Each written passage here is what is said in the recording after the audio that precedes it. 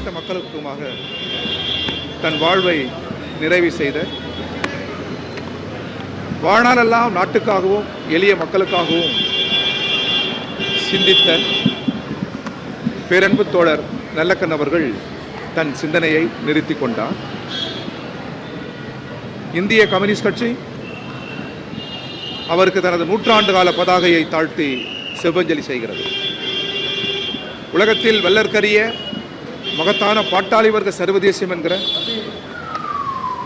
விடுதலை பதாகையை சுமந்து வாழ்நாளெல்லாம் களமாடியவர், சிறையேகியவர், சதி வழக்குகளை சந்தித்தவர், சித்திரவதைகளை அனுபவித்தவர், தலைமறைவு வாழ்வு வாழ்ந்தவர், ஆக பெரும் புகழ் வாழ்வு வாய்ந்த புகழ்புத்த தலைவருக்கு நாங்கள் செவ்வஞ்சலி செய்கிறோம்.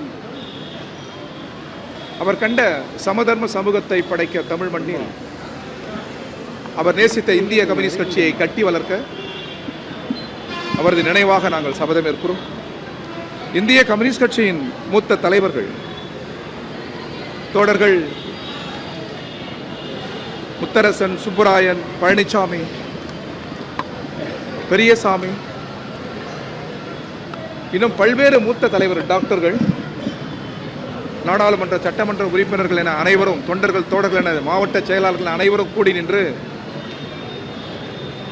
அவரது நல்லுடலை கட்சியின் அலுவலகத்தில் இன்று மாலை சரியாக 5 மணிக்கு வைப்பதென்று முடிவு செய்திருக்கிறோம். பொதுமக்கள் பார்வைக்காக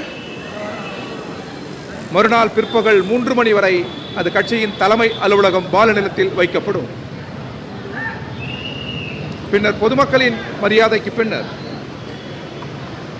3 மணிக்கு அங்கிருந்து 3 மணி வரை வைக்கப்படும். பின்னர்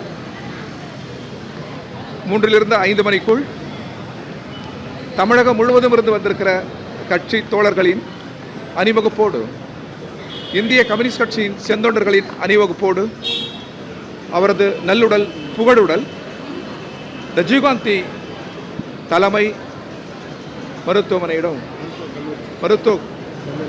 சென்னை மருத்துவக் கல்லூரியில் ஒப்படைக்க இருக்கிறோம். அவரது உடல் ஏற்கனவே எழுதி வைத்தபடி அவரது உடலை வழங்கியிருக்கிறார். ஆய்வுக்காக, மருத்துவ ஆய்வுக்காக வழங்கியிருக்கிறார். இந்த நேரத்தில் நீங்கள் அனுமதிக்க வேண்டும். இந்திய கம்யூனிஸ்ட் கட்சியின் சார்பில் இருகரம் கூப்பி மருத்துவர்கள் கடமை என்றாலும் மருத்துவர்களுக்கு நாங்கள் நன்றி கூற வேண்டிய அவசியம் இருக்கிறது. அதன் ஊழியர்களுக்கு நன்றி கூற வேண்டிய அவசியம் இருக்கிறது. அவர்கள் தங்களாலான அனைத்து முயற்சிகளையும் செய்தார்கள், பாடுபட்டார்கள். காலையில் சொன்னது போல் ஆர்என்கேக்கு அருகில் சாதாரண மக்கள், ஏழை மக்கள், எளிய மக்களும் இருந்தார்கள். ஆர்என்கேக்கு எத்தகைய சிகிச்சை நடைபெற்றதோ அதே சிகிச்சை அந்த எளிய மக்களுக்கும் மருத்துவர்கள் வழங்கினார்கள். எனவே உயிரில் அவர்களுக்கு எந்த பாகுபாடும் இல்லாமல் மகத்தான சேவை புரிகிறார்கள். இதுபோல் ஒரு மருத்துவமனை இல்லை, இதுபோல் அரசு மருத்துவர்கள் இல்லை என்பது போல் நினைக்க தோன்றுகிறது. அவர்களுக்கும் கரங்கூப்பி வணக்கத்தை உரித்தார்கள்.